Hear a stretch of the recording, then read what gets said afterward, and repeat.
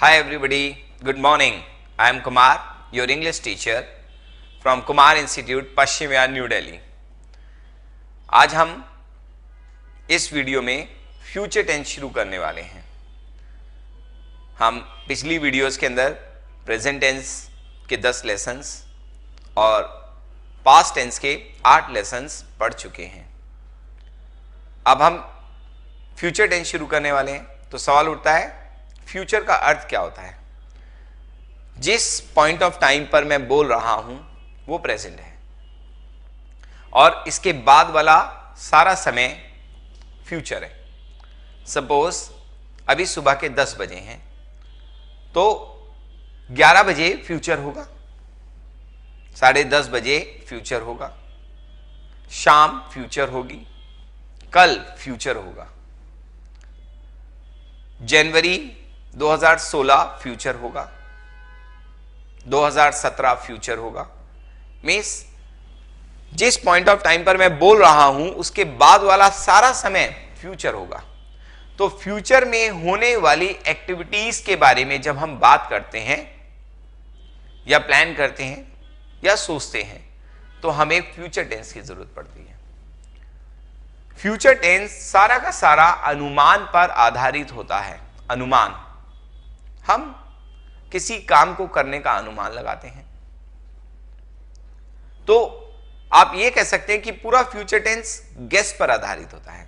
हम गेस करते हैं, मैं कल एक नया पार्ट पढ़ाऊंगा, तो कब पढ़ाऊंगा? कल। और कल कब आएगा? फ्यूचर में, तो फ्यूचर टेंस हो गया। एक बच्चा कहता है मैं बड़ा होकर डॉक्टर बनूंगा, तो कब बनेगा? बड़ा होकर। और बड़ा कब होगा? फ्यूचर में होगा। तो ये फ्यूचर टेंस हो गया। सपोज आपका दोस्त आपसे मिलने आता है और वो कहता है भाई when will you visit my place. आप कहते हो यार मैं किसी तरह टाइम निकाल के संडे को तुझसे तेरे घर मिलने आऊंगा। तो कब मिलने आऊंगा? संडे को। और संडे कब आएगा? फ्यूचर में। तो फ्यूचर का अर्थ होता है कि जिस पॉइंट ऑफ टाइम पर आप बोल रहे हैं उसके बाद वाले समय में होने वाली एक्टिविटीज के बारे में जब हम बात करते हैं तो वो फ्यूचर टेंस में चला जाता है। तो आज हम लेसन नंबर 22 के अंदर फ्यूचर इंडेफिनिट पढ़ने वाले हैं। क्या होता है फ्यूचर इंडेफिनिट? तो देखते हैं हिंदी के इतने सारे सेंटेंसेस में आप फ्यूचर इंडेफिनिट को कैसे पहचानेंगे। तो देखते हैं। उसके लिए हमें सिंबल दिया गया कि जब भी वाक्य का अंत गा, गे, गी पर होगा तो आपका वाक्य फ्यूचर इंडेफिनिट टेंस में चला जाएगा। मैं तुमसे मिलूंगा, मैं तुम्हें फोन करूंगा, वह मुझसे मिलने आएगा, मेरे पिताजी अगले महीने मेरी जेब खर्ची शुरू करेंगे। मैंने ये जितने सेंटेंस बोले इन सबका अंत गा, गे, गी पर हो रहा है। तो जब भी वाक्य का अंत गा, गे, गी पर होगा तो इंग्लिश बनाते वक्त आप शेल या विल में से एक हेल्पिंग वर्ब का इस्तेमाल करेंगे और इन दोनों को वर्ब की फर्स्ट फॉर्म सप्लाई करेंगे, first form of the verb. तो हम याद कर सकते हैं जिस वाक्य के अंत में गागेगी आता है उसमें shall, will plus first form of the verb लगाते हैं। ओके गाइस, तो मेरे साथ बोलेंगे, बोले जिस वाक्य के अंत में गागेगी आता है उसमें shall, will plus first form of the verb लगाते हैं। अब ने बोलना जरूर है, नहीं बोलेंगे तो कैसे सीखेंगे। तो एक बार दोबारा से मैं बोलता हूं, मेरे पीछे रिपीट करेंगे, है ना। बोले जिस वाक्य के अंत में गागेगी आता है उसमें shall, will plus first form of the verb लगाते हैं। गुड, बोला आपने, बहुत बढ़िया। तो अब हम देखते हैं कि हमारे पास 2 हेल्पिंग वर्ब्स हैं, शेल और विल। कहां शेल लगेगा और कहां विल लगेगा, तो लेट्स डिस्कस कि भाई पहले हम ये देखते हैं शेल कहां लगना है और विल कहां लगना है। तो यहां ए पार्ट में आते हैं। हमारे वाक्य या तो प्रोनाउन से शुरू होते हैं या नाउन से शुरू होते हैं। प्रोनाउंस हमारे पास 7 हैं, I, you, they, we, he, she, it. Nouns 2 तरह के, सिंगुलर नाउन और प्लूरल नाउन। तो अब हम देखते हैं कि शेल कहां लगेगा और विल कहां लगेगा। तो आई के साथ शेल लगता है, यू के साथ विल लगता है, दे के साथ विल लगता है, वी के साथ विल लगता है, सॉरी यहां पर वी के साथ भी शैल लगता है,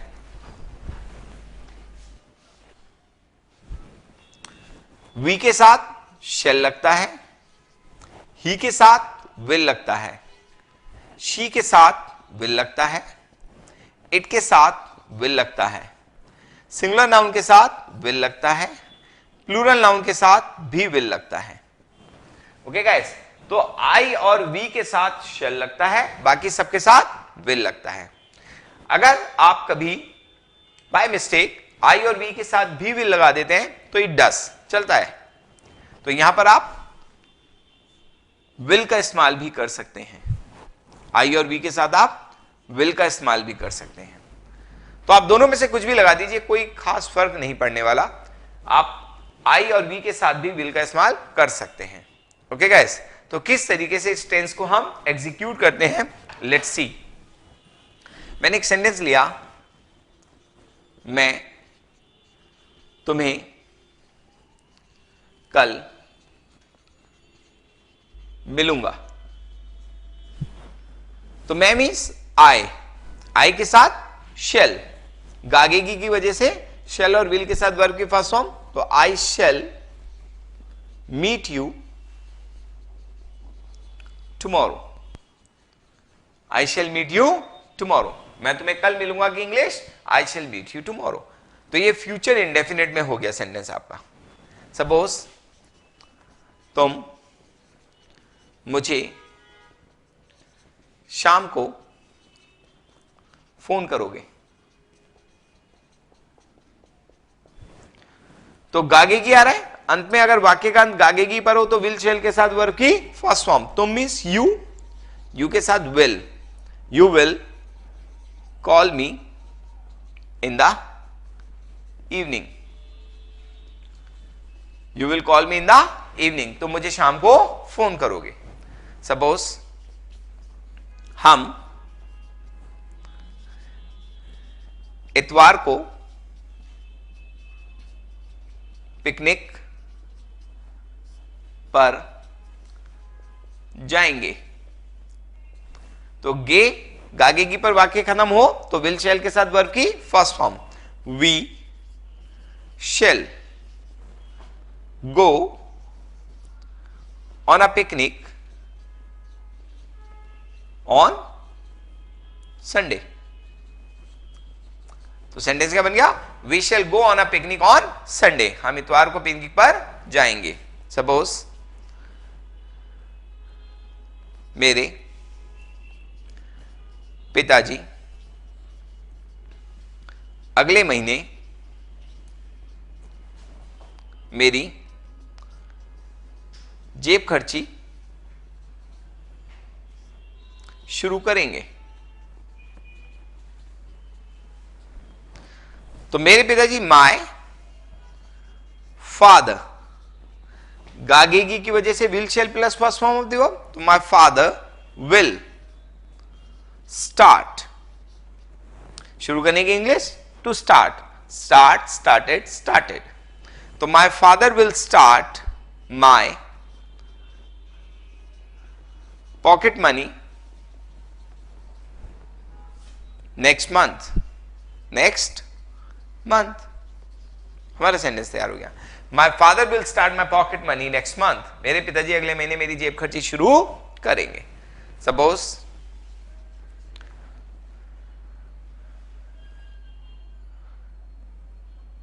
वह जल्दी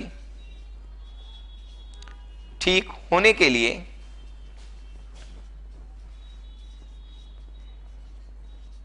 दवाई लेगा, तो दवाई लेने की इंग्लिश क्या होती है, to take medicine, to take medicine, दवाई लेना, वर्ब की first form take, second form took, third form taken. तो देखिए वह जल्दी ठीक होने के लिए दवाई लेगा, गागेगी पर खत्म हो रहा है, जब भी आपके वाक्य का अंत गागेगी पर खत्म होता है तो आपका सेंटेंस फ्यूचर इंडेफिनिट टेंस में जाता है और उसमें इंग्लिश बनाते वक्त आप विल और शेल का इस्तेमाल करते हैं। तो ही विल टेक मेडिसिन, जल्दी ठीक होने के लिए, टू गेट वेल सून।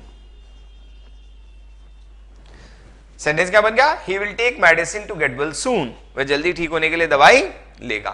तो ध्यान से अगर देखें तो जब भी वाक्यकांत गागेगी पर होता है तो हम shall will plus first form of the verb का इस्तेमाल करते हैं। सपोज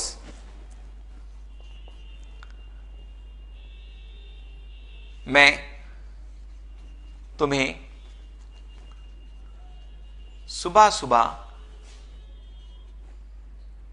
छोड़ने नहीं जाऊंगा।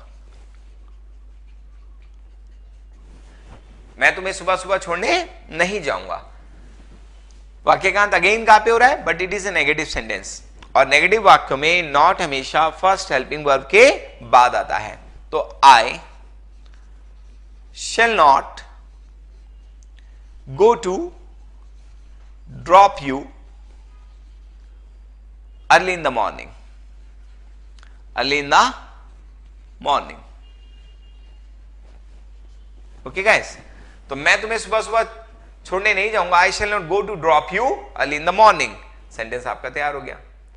सपोज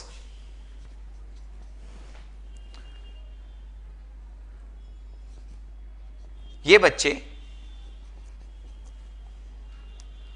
गाली नहीं देंगे। Negative sentence, these children,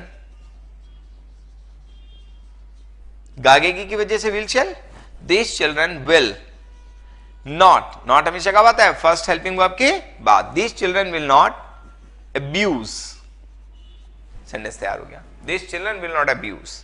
okay guys, suppose क्या वह तुम्हें लेने आएगा? क्वेश्चन किससे बन रहा है? क्या से। जिस शब्द से क्वेश्चन बने उसको छुपा लो, जो बच जाए उसकी इंग्लिश बना लो। वह तुम्हें लेने आएगा। He will come to pick you. He will come to pick you. To pick माने लेना। ओके, मैंने हाथ हटाया तो क्वेश्चन किससे बना? क्या से। जब भी कभी क्वेश्चन बनता है तो हम उस सेंटेंस के फर्स्ट हेल्पिंग वर्ब को उठाकर बाहर ले आते हैं। फर्स्ट हेल्पिंग वर्ब क्या है? विल। विल को उठाओ और बाहर ले आओ। सेंटेंस क्या बन गया? Will he come to pick you, क्या वह तुम्हें लेने आएगा। ओके गाइस, सपोज क्या राम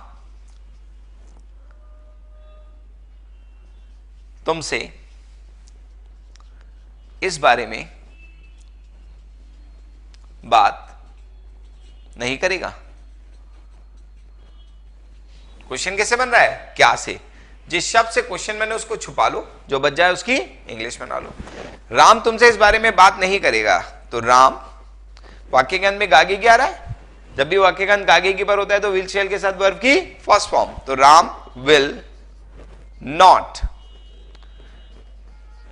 टॉक टू यू इस बारे में, अबाउट दिस मैटर। मैंने हाथ हटाया तो क्वेश्चन किससे बना? क्या से। जब भी कभी क्वेश्चन बनता है तो हम उस सेंटेंस के फर्स्ट हेल्पिंग वर्ब को उठाकर बाहर ले आते हैं। फर्स्ट हेल्पिंग वर्ब क्या है? विल। विल को उठाओ और बाहर ले आओ। सेंटेंस क्या बन गया?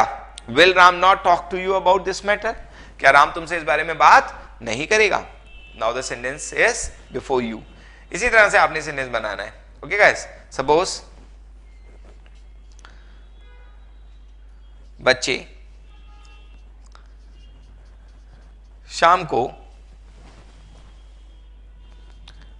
पार्टी में क्यों नहीं जाएंगे? क्यों नहीं जाएंगे? क्वेश्चन किससे बन रहा है? क्यों से। जिस शब्द से क्वेश्चन बने उसको छुपा लो, जो बच जाए उसकी इंग्लिश बना लो। बच्चे शाम को पार्टी में नहीं जाएंगे। बच्चे मींस द चिल्ड्रन। गागेगी की वजह से will shall plus first form of the verb. The children will not go to the party in the evening, शाम को। मैंने हाथ बढ़ाया तो क्वेश्चन किससे बना? क्यों से। जब भी कभी क्वेश्चन बनता है तो हम उस सेंटेंस के फर्स्ट हेल्पिंग वर्ब को उठाकर बाहर ले आते हैं और उससे भी पहले हम उस शब्द को लिखते हैं जिससे क्वेश्चन बने। क्वेश्चन किससे बन रहा है? क्यों से, क्योंकि इंग्लिश वाई। सेंटेंस क्या बन गया? Why will the children not go to the party in the evening. तो हमारा सेंटेंस तैयार हो गया, बच्चे शाम को पार्टी में क्यों नहीं जाएंगे? Why will the children not go to the party in the evening. Interrogative वाक्यों में WH फैमिली वर्ड और फर्स्ट हेल्पिंग वर्ब दोनों साथ साथ आने चाहिए। अगर दोनों साथ हैं तो आपका इंटरोगेटिव सेंटेंस सही है, नहीं तो आपका इंटरोगेटिव सेंटेंस गलत है। सपोज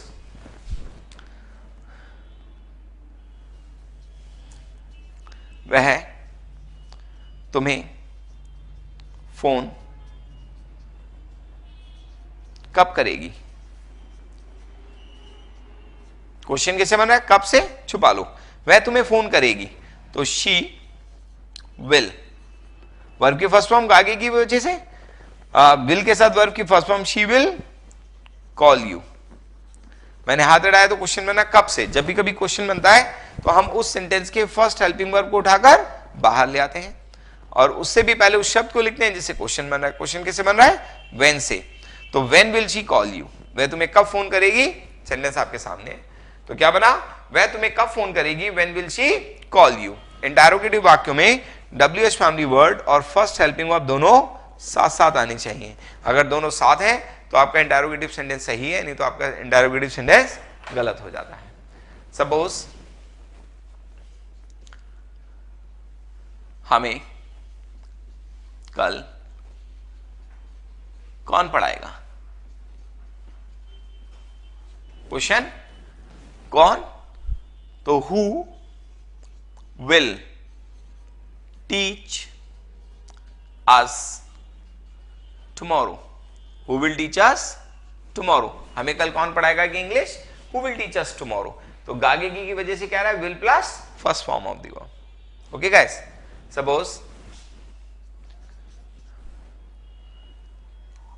लाइक तुम्हें किसका भाई वहां छोड़ेगा?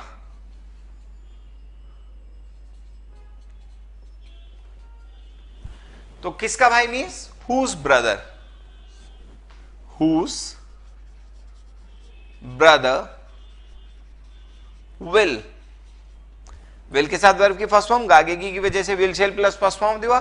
तो whose brother will drop you there. Question, तो तुम्हें किसका भाई वहां छोड़ेगा? Whose brother will drop you there. Sentence तैयार हो गया।